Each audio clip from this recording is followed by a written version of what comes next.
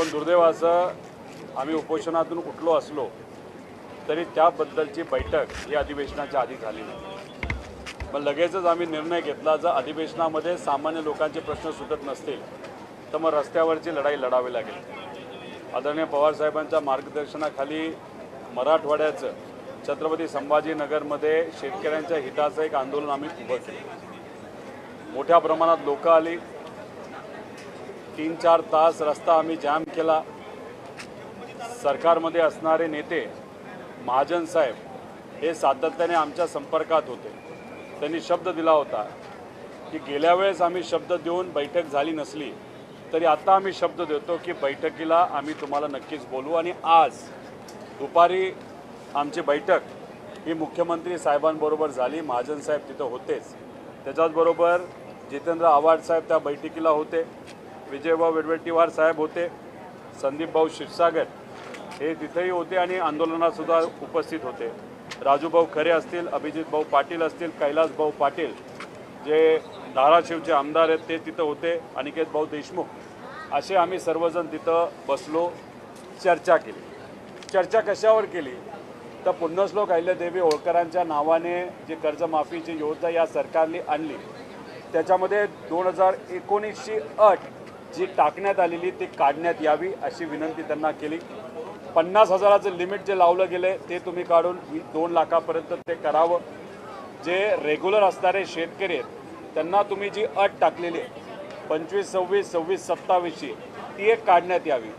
आणि बऱ्याच ठिकाणी बऱ्याच जिल्ह्यांमध्ये 2024ला बँकेंनी मुद्दामून शेतकऱ्यांना सांगून आणि शेतकऱ्यांनी बाहेरून पैसा घेऊन काही प्रमाणात कर्ज हे रेग्युलर केलेलं आहे आणि ते कर्जमाफीमध्ये सुद्धा बसत नाही आणि प्रोत्साहनमध्ये सुद्धा बसत नाही। असे अनेक विषय हे रेग्युलर असणाऱ्या शेतकऱ्यांचे पण आणि कर्ज ज्यांचं थकले त्या शेतकऱ्यांचे आम्ही तिथं मांडले। 36 लाख शेतकऱ्यांचा मुद्दा आहे असं आम्ही त्यांना समजून सांगितलं। त्याच्याचबरोबर जे पीक विमा योजना पूर्वी जे 4 ट्रिगर होते ते जे तुम्ही काढलेत त्यामुळे शेतकऱ्यांवर जो अन्याय होता, जसं 2025ला अतिवृष्टी जी झाली होती त्यात शेतकऱ्यांचं नुकसान झालं, तुम्ही शब्द देऊन सुद्धा विमा कंपन्यांनी शेतकऱ्यांना मदत केली नाही। त्यामुळे या 3-4 मुद्द्यांवर आमची चर्चा झाली। चर्चा होत असताना अर्धा तास चर्चा झाली, त्यात त्यांनी त्यांची बाजू मांडली, अधिकाऱ्यांनी त्यांना जे सांगितल्या गोष्टी ते त्यांनी सांगितल्या, पण आम्ही त्यांना सांगितलं की आमच्याकडे सुद्धा आकडे आहेत, त्यामुळे आमच्या आकड्यानुसार 70% शेतकऱ्यांवर अन्याय होणार आहे। जसं सोलापूरमध्ये 70% शेतकरी हे या लाभापासून वंचित राहत आहेत। हे सगळं ऐकल्यानंतर त्यांनी एवढंच सांगितलं आणि ते महत्त्वाचं आहे की परदेशी समिती ज्यांनी या अटी टाकल्यात पुढच्या आठवड्यामध्ये त्यांच्या समोर जाऊन त्यांच्याबरोबर चर्चा ही केली जावी। ती बैठक ते लावतील। आमचे नेते व सर्व आमदार हे आम्ही त्या परदेशी समितीच्या समोर जाणार आहोत। आमच्याकडचे आकडे त्यांना तिथं आम्ही मांडणार आहोत। समिती या बाबतीत सकारात्मक असेल अशी आमची अपेक्षा आहे।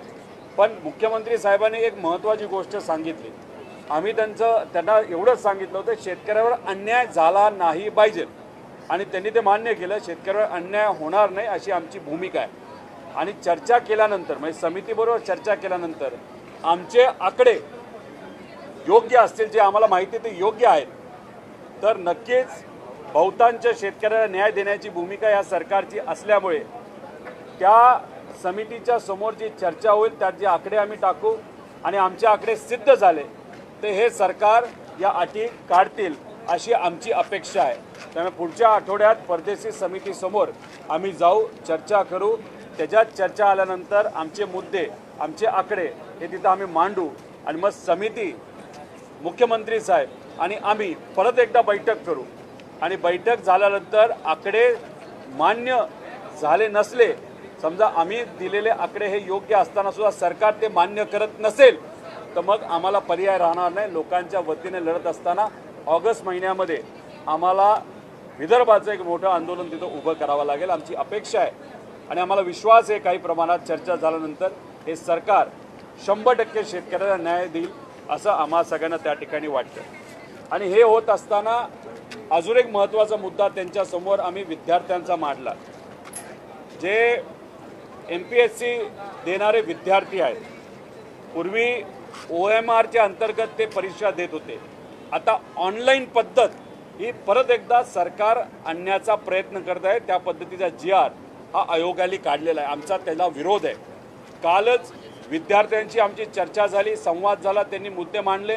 तसं पत्र हे मुख्यमंत्री साहेबांना आजच्या बैठकीमध्ये आम्ही विद्यार्थ्यांच्या वतीने तिथं दिलेलं आहे. आणि आम्ही त्यांना सांगितलेलं आहे की विद्यार्थ्यांच्या या मागण्या तुम्ही मान्य करा. कृपा करून ऑनलाईन परीक्षा तुम्ही घेऊ नका, त्याला विद्यार्थ्यांचा विरोध आहे.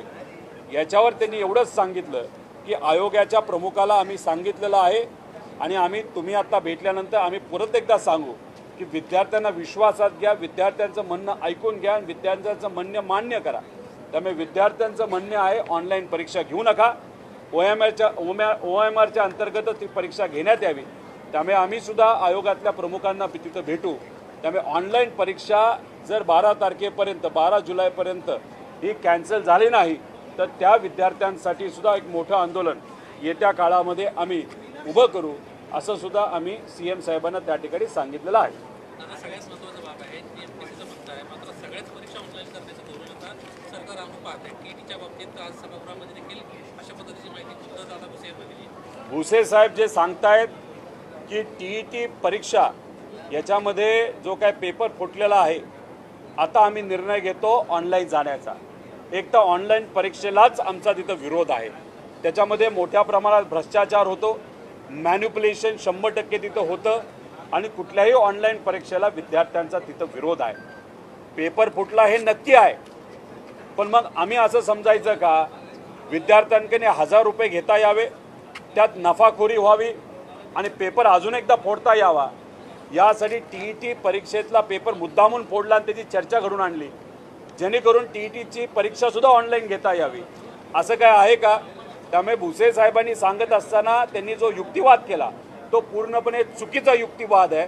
विद्यार्थ्यांचं मत आहे ऑनलाईन तुम्ही तिथं पेपर घेऊ नका, ऑफलाईनच घ्या. पण ऑफलाईन घेत असताना पेपर फुटला नाही पाहिजे याची दक्षता तिथं घ्या. MPSCचा गेल्या 20-25 वर्षामध्ये एकदा सुद्धा पेपर फुटलेला नाही. सगळे पेपर हे ऑफलाईन असतात. मग ऑफलाईन गेला काय हरकत आहे? त्यामुळे हे जे काय भ्रष्टाचार पेपर फुटीच्या बाबतीत तिथं होतोय हा अन्यायकारक आहे सामान्य विद्यार्थ्यांवर. म्हणून 6 तारखेला सोमवारी छत्रपती संभाजीनगरमध्ये काही विद्यार्थी आणि काही संस्था चालक तिथं एक मोठं आंदोलन उभं करत आहेत TET पेपर फुटल्याच्या बाबतीत. आणि त्या आंदोलनामध्ये आम्ही सुद्धा विद्यार्थ्यांचा कार्यकर्ता म्हणून त्या आंदोलनामध्ये सहभाग तिथं घेणार आहोत.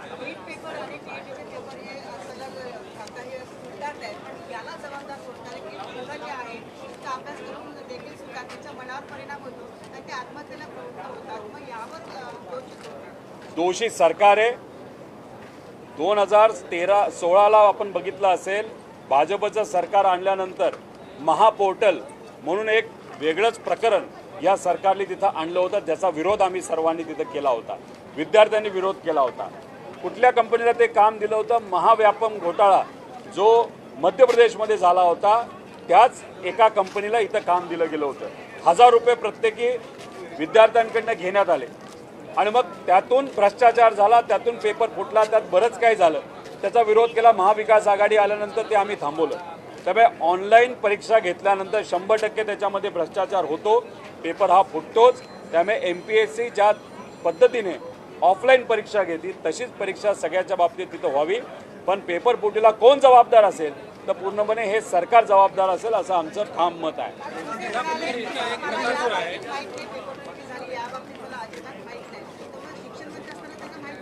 शिक्षण मंत्री साहेबांना जर माहीत नसेल पेपर फुटला तर ह्याच्यापेक्षा दुसरं कुठलं दुर्दैव आपल्याला म्हणावं लागेल.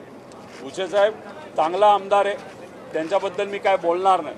पण कदाचित त्यांना हेच कळलं नसेल पेपर फुटला तर मग असं म्हणावं लागेल त्यांच्या डिपार्टमेंटमध्ये काय चाललंय, कसा भ्रष्टाचार चाललाय, कसा पेपर फोडला जातो हेच त्यांना माहीत नसेल. त्यामुळे त्यांची अख्खी सिस्टम ही मग भाजपली हायजॅक केली आहे का? ते नावापुरते फक्त मंत्री आहेत का? एकनाथ शिंदे साहेबांचे सगळे मंत्री फक्त नावापुरते आहेत आणि सगळा कारभार हा भाजपचे नेते नाही तर मुख्यमंत्री साहेब चालवतात असं सिद्ध तिथं होतं. त्यामुळे मग भुसे साहेबांना जर अधिकारच नसतील मग मंत्रिपद घेऊन काय फायदा? त्यामुळे आमचं एवढंच मत आहे, हे सरकार जबाबदार आहे. नीट परीक्षेच्या बाबतीत सुद्धा केंद्र सरकार जबाबदार आहे आणि TET परीक्षा जी फुटली आहे आणि जी पुणे महानगरपालिकेची परीक्षा जेईची जे काल परवा फुटला होता पेपर, त्यासाठी सुद्धा सरकारमधलेच काही अधिकारी आणि सरकारमधले काही नेते जबाबदार आहे असं आपल्याला ठामपणे म्हणता येईल. फुलेवाड्यातलं एक प्रकरण सध्या खूप चर्चेमध्ये आहे. मेधा कुलकर्णी वटपौर्णिमेला फुलेवाड्यात गेल्या होत्या. खरं तर कोथरूडला त्या राहतात, मात्र ज्या पद्धतीनं त्यांना वटपौर्णिमेचा सगळा कार्यक्रम जो आहे तो सोशल मीडियातनं शेअर केला आणि त्यावर टीका होती त्यांची. एकतर महात्मा फुले वाडा, जिथं महात्मा फुले आणि क्रांतीज्योती सावित्रीबाई फुले हे राहिलेत आणि बहुजन समाजातल्या मुलींना शिकता यावं यासाठी प्रामाणिकपणे त्यांनी प्रयत्न केले, त्याच वाड्यामध्ये तुम्ही येऊन तिथं एखादी प्रथा नाही तर काही गोष्टी करत असाल, एकतर तो वाडा हा पुरातत्व विभागाच्या अंतर्गत येतो. पुरातत्व विभागाने GR काढलेला आहे की या वाड्यामध्ये कुणीही धार्मिक कार्यक्रम तिथे घेऊ नये. कारण का महात्मा फुलेंचं क्रांतीज्योती सावित्रीबाई फुलेंचं म्हणणं होतं, शिक्षणाला महत्त्व द्या, माणुसकीला महत्त्व द्या. या प्रथा परंपरा ह्या नंतर येतात आणि मग इथे तुम्ही शिक्षणाला बाजूला ठेवता आणि वेगळंच काहीतरी तिथं रील व्हावी, प्रसिद्धी व्हावी, चर्चा व्हावी, नाहीतर महात्मा फुलेंचा आणि क्रांतीज्योती सावित्रीबाईंचा जो खरा विचार आहे तो कुठेतरी अप्रत्यक्षपणे दाबण्याचा प्रयत्न हा मेधा कुलकर्णी मॅडमनी केला असं आपल्याला तिथं म्हणावं लागेल. त्यामुळे GR हा त्यांना माहीत नव्हता का, आणि माहीत असताना सुद्धा त्यांनी तिथं व्हिडिओ काढला असेल तर मग हा सत्तेचा अहंकार आहे हे कुठेतरी त्या ठिकाणी आपल्याला म्हणावं लागेल.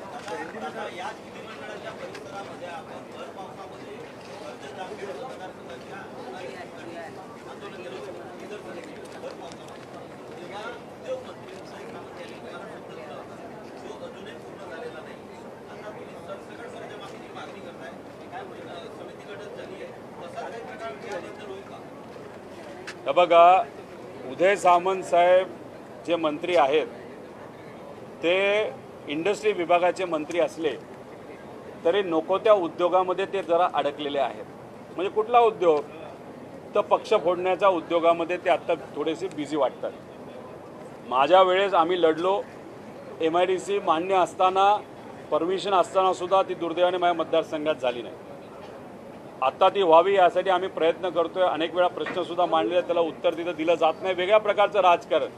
म्हणजे उदय सामंत साहेब माझ्या मतदारसंघामध्ये असणारे जे राम शिंदे सर आहेत त्यांना हाताशी धरून, नाही तर त्यांचं म्हणणं ऐकून अक्षरशः तिथं असणाऱ्या सामान्य परिवारातल्या युवांचं खूप मोठं नुकसान त्यांनी केलेलं आहे. म्हणजे माझी MIDCला स्थगिती दिली, त्यांच्या MIDCला परवानगी दिली. त्यांची MIDC अशा ठिकाणी तिथं कुणीच जाऊ शकत नाही, म्हणजे गाडीसुद्धा जाऊ शकत नाही अशा एरियामध्ये त्यांनी MIDC दिली असं आम्हाला कळतंय. पण अजूनपर्यंत त्या बाबतीत कुठंच काय झालं नाही. त्यामुळे राजकारण जेव्हा समाजकारणापेक्षा जास्त महत्त्व राजकारणाला दिलं जातं, माझ्या मतदारसंघामध्ये तसंच काहीतरी घडलं आहे आणि त्या राजकारणामुळे माझ्या मतदारसंघातल्या युवांचं खूप मोठं नुकसान झालं आणि त्याला पूर्णपणे हे सरकार, राम शिंदे सर आणि उदय सामंत सर याच्यामध्ये जबाबदार आहेत. आता पर्याय एकच आहे, 29ला सरकार आपलं आणायचं आणि मग आपले विषय मार्गी लावायचे.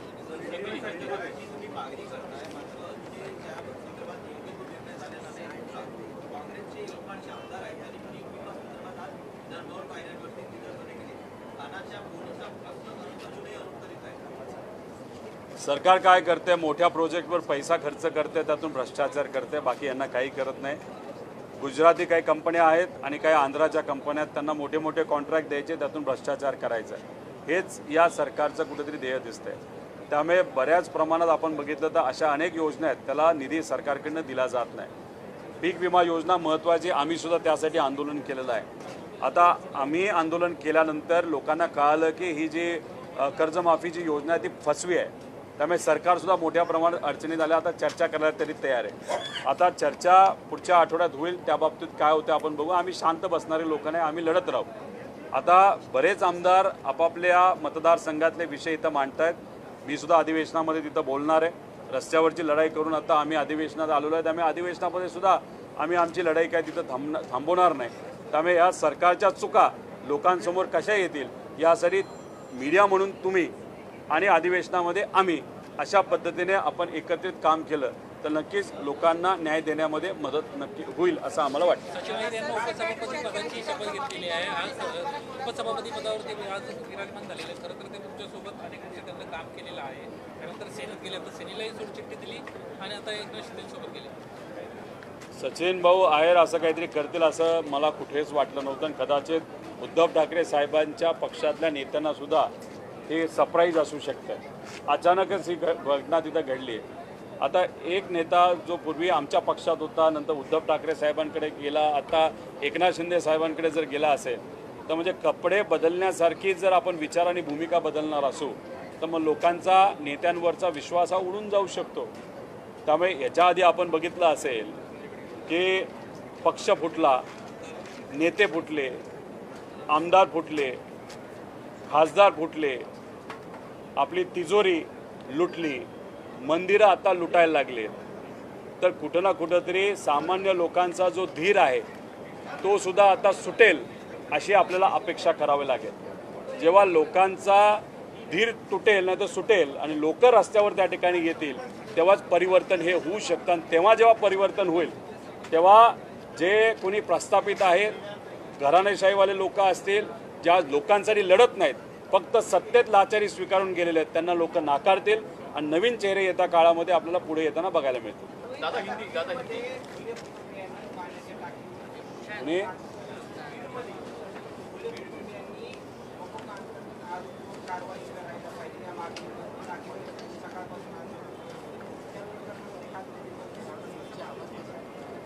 घुले परिवाराला न्याय मिळाला पाहिजे. तसं मी पूर्वीसुद्धा स्टेटमेंट दिलेलं आहे, आत्तासुद्धा तीच भावना आहे. कुठल्याही व्यक्तीला जर दुसरा व्यक्ती मारत असेल तो मारणारा व्यक्तीला न जात असतो न धर्म असतो, तो शेवटी गुन्हेगार असतो. गुन्हा तिथं घडला आहे, घुले परिवारावर तिथं अन्याय झाला आहे, घुले परिवारावर न्याय मिळालाच पाहिजे. तसंच महादेव मुंडेंना न्याय मिळाला पाहिजे, संतोष देशमुखांना न्याय मिळाला पाहिजे. पण न्याय देत असताना कायदा व सुव्यवस्था योग्य पद्धतीची राहावी याची पूर्णपणे जबाबदारी ही सरकारची आहे.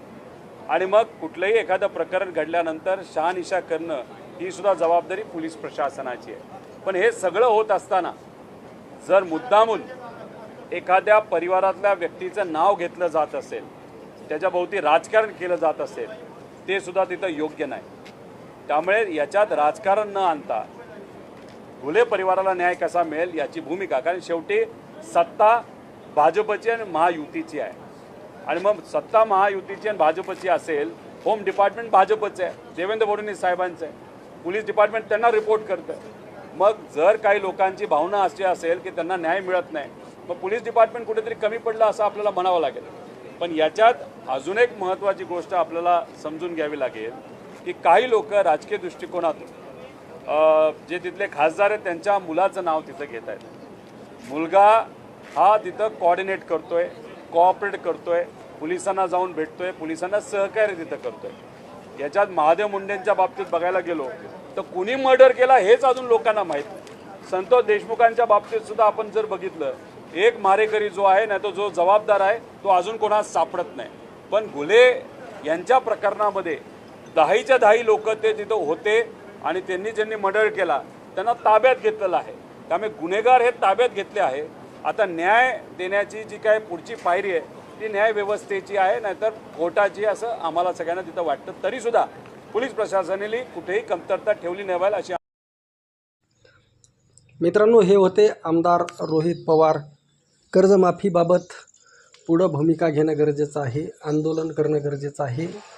सगळे शेतकरी नेते, रविकांत तुपकर असतील, राजू शेट्टी असतील, रोहित पवार असतील, उद्धव ठाकरे असतील, काँग्रेस असेल, या सगळ्यांनी एकत्रित आंदोलन करणं गरजेचं आहे. आणि जी फसवी कर्जमाफी केलेली आहे देवेंद्र फडणवीस, ही अत्यंत फसवी कर्जमाफी आहे, ज्यामधून शेतकऱ्यांना कसलाही फायदा होणार नाही. फक्त केवळ 4-2 शेतकऱ्यांना फायदा होईल. 90% शेतकरी या कर्जमाफीपासून वंचित आहे. 2019चा मुद्दा घेणं अत्यंत महत्त्वाचं आहे, तरच मोठ्या प्रमाणामध्ये शेतकऱ्यांना फायदा होईल. अनेक लोक 2019चे थकबाकीदार आहेत, त्यांना फायदा झालाच पाहिजे किंवा त्यांची कर्जमाफी झाली पाहिजे. तुमचं मत नक्की मांडा. रामकृष्ण हरी, जय जगद्गुरू, जय शिवराय, जय भीम.